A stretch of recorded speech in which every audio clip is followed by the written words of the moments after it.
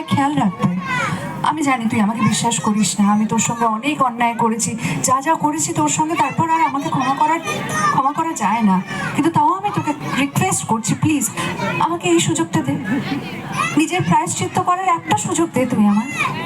আমি তো দেখাশোনা করতে চাই, আমি যাই হই না কেন, আমি তো মাসি হতে চলেছি বল। আমি চাই তোর বাচ্চাটা খেয়াল রাখতে চাই, ও বড় হবে, আমি বড় মাসি হব, তুই এইটুকু সুযোগ দিবি না আমার?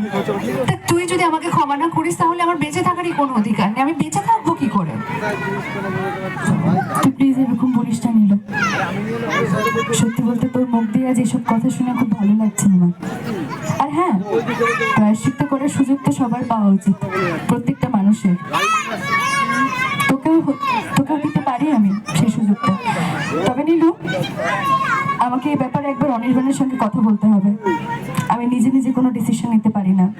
যদি অনির্বাণ অ্যালাউ করে তাহলে আমার কোনো অসুবিধা নেই, যদি অনির্বাণ না বলে সেক্ষেত্রে কিন্তু আমার কিছু করার থাকবে না।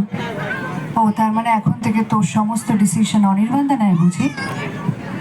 সব না নিলেও কিছুটা তো নেয়। সব কিছু আমরা দুজনে মিলে সিদ্ধান্ত নিয়েই আলোচনা করি। হ্যাঁ তা তো ঠিক, তোর তো একটা সুন্দর সংসার আছে, একটা সুন্দর বর আছে, আমার তো কেউ নাই, আমি তো একা এই পৃথিবীতে, কেউ তো আমাকে বিশ্বাস করবে না। ঠিক আছে, তোরা যেটা ভালো বুঝবি সেটাই কর, আমাকে জানিয়ে দিস। Thank you. Thank you. আলোচনা প্লিজ আর ঠিক এবং জন্য শেষ।